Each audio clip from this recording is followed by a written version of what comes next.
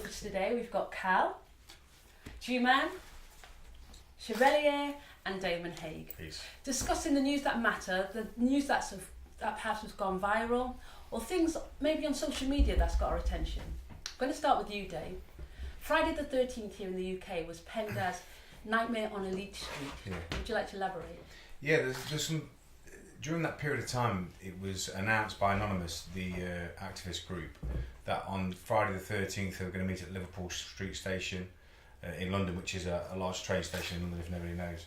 They were going to meet for anybody who wanted to participate in a march, that they were going to march upon the MPs, the singers and all the famous people that are involved in this case of the paedophilia case that was gone on, that's in the news.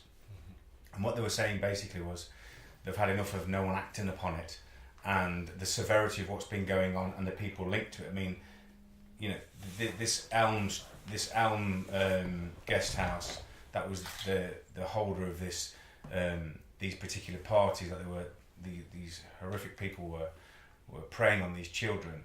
The guy was a manager who died, and Leon Britton's dead very, very soon after, and these were all linked to the same cases. Now Anonymous was saying we've had enough of this and they're going to out a lot of famous people that were linked to it.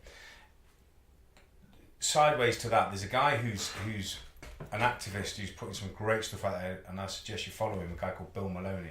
And he's the guy who speaks about the paedophilia cases on TV and the news, and you know, very, I say aggressively, but he's passionate about it, and he's attacking the news people for not bringing this to the forefront. Because again, this is a big case. This is a really serious thing that's happened and continues to happen. That through they're saying through these sex parties that they're having, very famous people and MPs that we put our trust in are virtually doing horrific things to these children. And just to say, this Bill Maloney was going through and speaking to a guy who was there in this guest house while somebody, a famous person, was doing something to the kid in the next bed. And this is the kind of thing that he's doing in the name of fun. He choked a kid 30 times in 3 hours to death, brought him back to life by blowing his mouth, and did it to him 30 times. A kid. Now, can you imagine? That's one isolated instance. That's happening. I mean, that's the kind of thing that makes my stomach curl. That people just don't take ownership of what's going on. This is happening. This is happening around us, and we're okay with it. Famous people, MPs that we put on pedestal. Well, I don't put them on a pedestal. But people just think they're actually they're organising the country for us. How deep do you think this ring goes? I think it permeates. But it permeates, and we know it permeates Hollywood. It permeates all the thing. The thing about it is, Don, it's not just about. It's to do with. I mean, G-Man, you will know. You know about this situation too. It's to do with power. It's to do with the dark forces which they're trying to align themselves toward. That empowers them by doing these things to these particular. There's a point. You know, like certain regions in Africa believe that if you've got AIDS, if you have sex with a minor, it gets rid of the illness. So they will go for an incredibly young child to do this with. And it's common knowledge amongst this particular group of people who do this and practice it. But because they are Africans, black, you know, not really the people controlling the money, people go, well, it happens then, it's wrong, but they can't imagine that people who are powerful would use sex and sexual activities with the vulnerable as a norm. Now, if you go back in time and look at any great society, the Romans, the Greeks, you know, to name but two, the Babylonians, these people used to practice sexual practices with minors, children. When I say minors, not on about Arthur Scargill, you know. And so it's, you know, it's the abuse of power, and it's nothing new. There's nothing proven about all the things that we're talking about, but there's a lot of people talking about it. And there's stories where the police are involved, government officials are involved, and they don't truly investigate these things. It's, you know, we're more liable to be prosecuted for suggesting this happens than for them to be prosecuted for doing it. This Bill Maloney was basically saying one of the guys who was involved in this horrific act, who's now speaking out about it, can't speak to anybody. Can he speak to this Bill Maloney, and he's under protection by just people like us, because he can't go to the police, because the minute it goes up, it gets dissipated through and goes no further, or it shows you how high up this goes. But the problem we've got, Banksy, the political, and I mean I like his work, he can't fault an artist. He put something out this week on Twitter, and he was basically saying, it was a spray can on a wall saying, where can you go when the police are corrupt at the very heart of what we believe we should go to, are corrupt too? And Sorry, go ahead. See, Dave was kind of right. I mean, the problem you've got, right, is that we know that, I mean, it's factual that the Catholic Church has got a lot of paedophile priests. Yeah. I'm not sure what the figures are, but it's massive numbers, 1 in 5, something like that. So we know that, but these are people who have made a vow to be righteous and good and stuff. Police haven't. There's no, hold up their hand and saying we vow to protect the vulnerable and the weak. Yeah. You just get the job, get your pay, and they're hoping that your moral fibre will help you to do the job correctly. But if a priest doesn't do it properly, and he swears allegiance to God, You've got no hope, have you? well, you got Bob. Yeah. You got 2 hopes then. There you are, and him. I was thinking about what you were saying with regards to how deep it goes and just the depth of the corruption.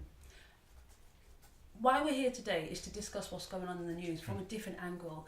Did you guys see the story about a book that's been written by Peter Pomerantsev, I believe? Nothing is true and everything is possible. And he was a Russian TV insider describing a modern day propaganda. Did you see? I think No. you tweeted that, I think. Did I really? Yeah, you did actually. It was your tweet.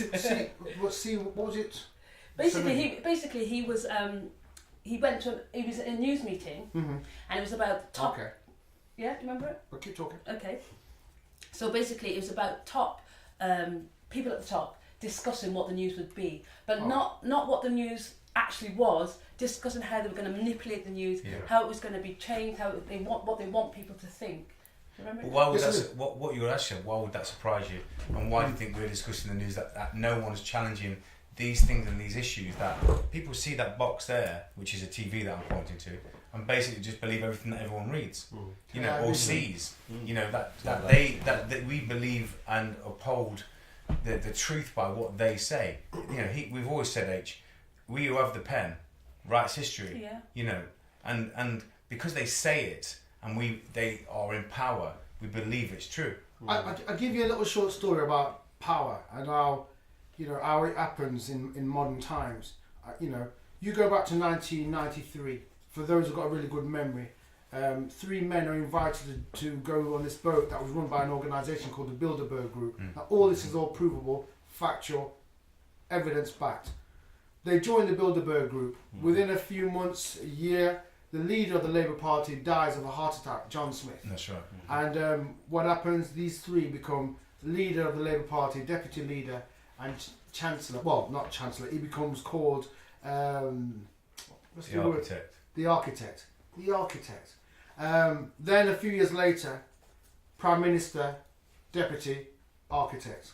Within 3 years of being in power, they, as it were, change the way that gold is kind of controlled in this country. They get rid of a quarter of this country's gold. Just as the gold price is rising. Well, they don't really and truly ask the general public if this is okay.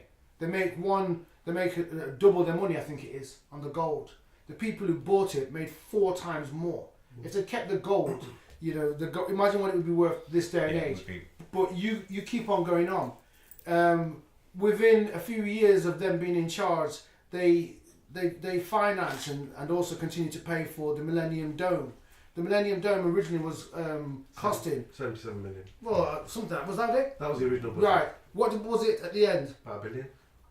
What happens to bricks? What makes bricks suddenly worth 70 pence, then £2,000 each? It's not even bricks, unless it was Teflon. You get me? So it's. But then on top of that, these guys,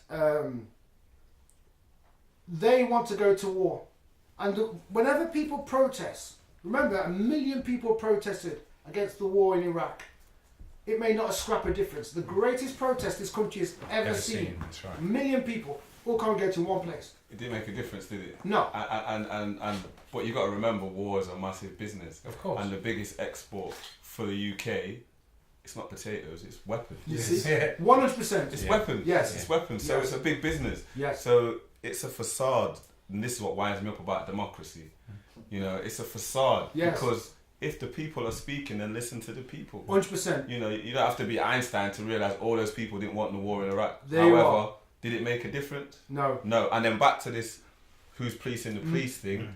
So it's come out that we broke all these international laws to go to war. Yes. Yeah. So what happens to the number one leader of the world then? Who polices them? No one's Nothing. Nothing. Nothing. No one. They, Yes. well, they think they're untouchable, you see. Yeah. And this is the problem. Yeah. The problem you see, one of the problems you've got is they've made the laws in such a way that people feel powerless to stand against them. Now, they're not above the law, but the truth of the matter is they need to be accountable. Yeah. So when you vote for them, they have to do a vow saying that when we step over what you've asked us to do, we should go. But they don't. They just bring their own people back in. How many times was Peter Mandelson kicked out of government, brought back in? Minister without portfolio. Should Ridiculous. be minister without a job. Yeah. Yeah. You see, the lot of them should be. So the thing is, when you hear about all these scandals and whatever, they penalise the common man for doing these things, and rightfully so. But who penalises them? Yeah. Yeah. See? Yeah. And I want the common man who's penalised for benefit fraud. It should be the same standards for the MP's expenses. Well, you know what I'm saying? But Yes. look at the bankers. The bankers can take millions and millions and millions and millions and cause massive billions and cause international economic problems. And it's been proven and continued and who pulled them up and says, look, I mean, people can be raped and kids can be raped and this paedophilia thing, and people go away for such a short amount of time.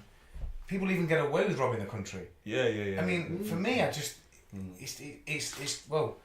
it's completely upside down. Apathy. It's apathy, yeah. And while we have a voice, we must put this out.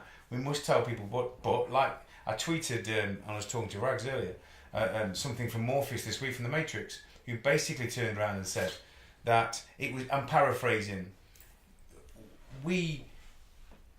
If you told people it's so fantastic and they're in the Matrix and it's so terrible, they wouldn't believe you. They just carry on anyway. And it's terrible. They're proving. Look what's happening now. You're saying to these people, do we have to? Jacob in the Bible, he was only bothered about Joseph talking about him until it bothered him. Do we have to be bothered till our own children are raped before it bothers you, instead of your friends? This is what I said before on a couple of shows back. Is are we only going to react when it happens to us? Yeah, it's not good enough. We are becoming desensitized to constant pumping of news. We were talking about 24-hour news. It's almost like that chapter's gone, let's move to the next chapter. Yeah. That chapter's gone, we forgot about it, let's move to the next chapter.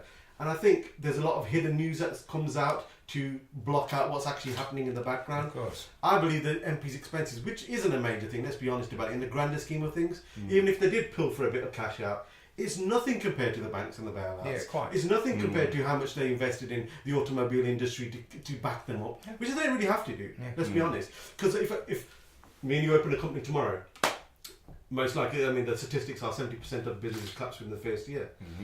There's nobody can come along and give us a bailout and say, pay it back when you feel like you don't worry about the interest, if you can pay it back. And this is a problem. It's the growing gap between the rich and the poor, which we also look at them and we put them on a pedestal, from actors to people in power, etc. like that. We don't really question it because it's not happening to us right now. There is something we get sent from a great bunch of guys like us called Brass Check TV, and they do some fantastic work, and I suggest everybody tries to look into these guys. They're on point. And they were saying how Obama was talking about America saying they've had a rise in wages, and they cross-sectioned all the areas in which they talked, and they basically just hammered them and said all the 1% of the people, the richest people, got the uplift. Nobody else in these areas ever got touched. It's isolated instances. It's not true. We're not talking about those up here who have more. We're talking about those down here who have nothing. And this whole situation gets worse, and the divide gets worse, and thus begets. Not good enough. However, they'll underestimate the common man. Yes. And you know, as they say, you know, I mean, my background is growing up in the streets, and you forget to feed the dogs, and sooner or later they're gonna come and eat you. They'll feed on you. Yeah.